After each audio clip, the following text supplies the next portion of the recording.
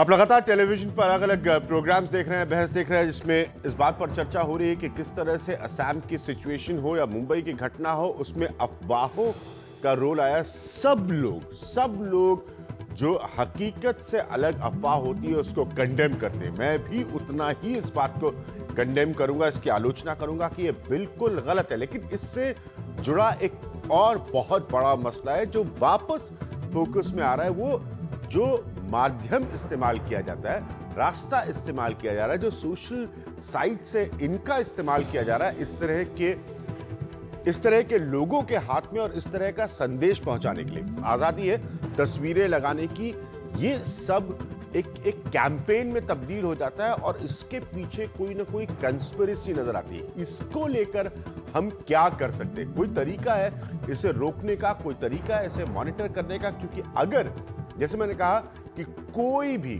भी इस तरह की अफवाहों की घटना को बर्दाश्त नहीं करेगा, उसकी निंदा की जानी चाहिए। लेकिन जो सबसे बड़ा पॉइंट है वो ये है कि फिर आगे इस तरह की कोई सिचुएशन डेवलप नहीं करे, उसके लिए हम क्या कर सकते हैं? हम इस पर चर्चा करेंगे। मेरे साथ कुछ बहुत खास मेहमान होंगे, मैं उनसे इंट्रोड्यूस कराऊंगा आपको। लेकिन सबसे पहले आज के इस प्रोग्राम की ये रिपोर्ट इस मसले पर।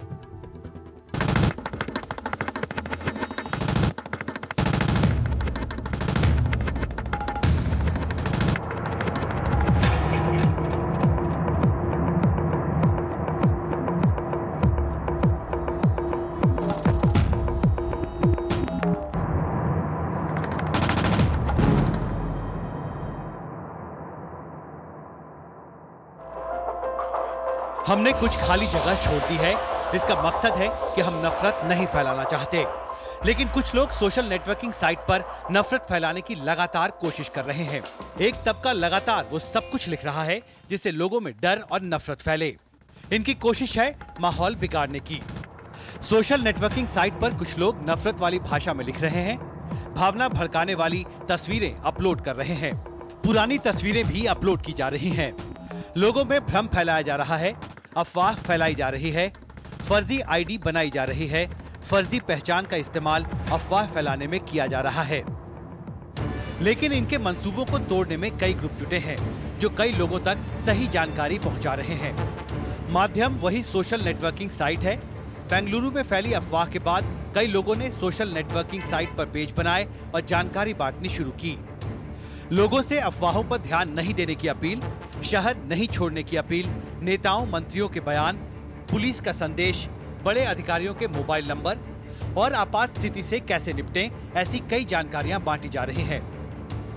जाहिर है एक तबका सोशल नेटवर्किंग साइट का गलत इस्तेमाल कर रहा है,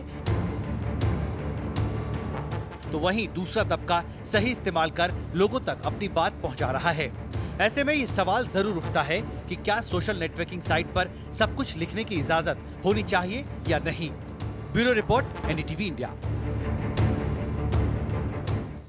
तो इसने एक बहुत पुरानी बहस को लाकर सामने खड़ा कर दिया। मेरे साथ पवन दुग्गल साहब मौजूद हैं जो कि साइबर लॉ एक्सपर्ट है। मेरे साथ शिवेंद्र सिंह चौहान मौजूद है जो कि एक ब्लॉगर है और ये पूरे अन्ना मूवमेंट से जुड़े हुए थे।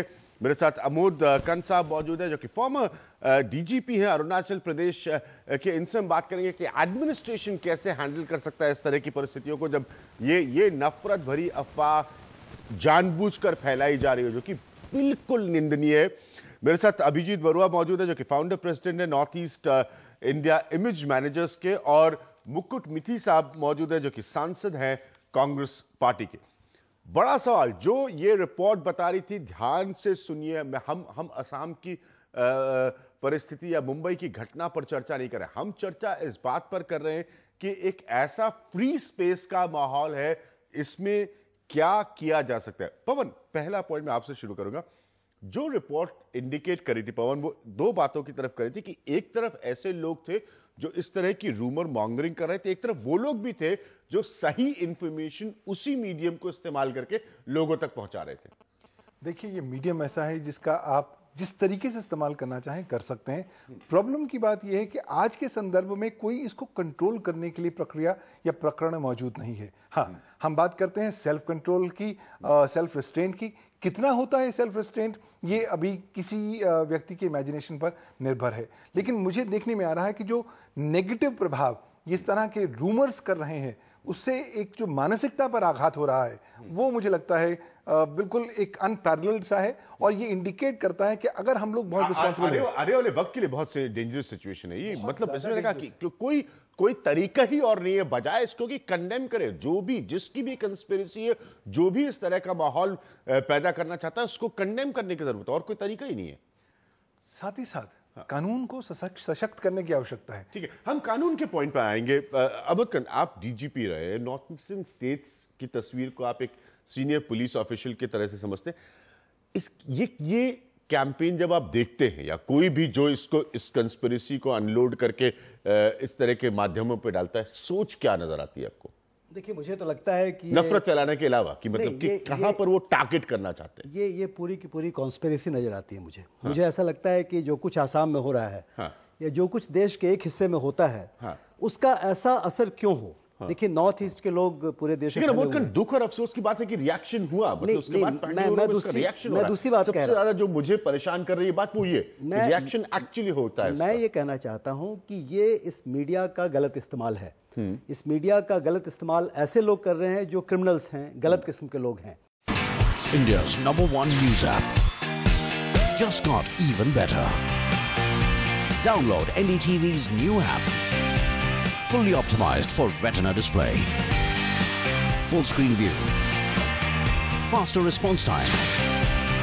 And Sudoku. NDTV's new iPad app. Download now.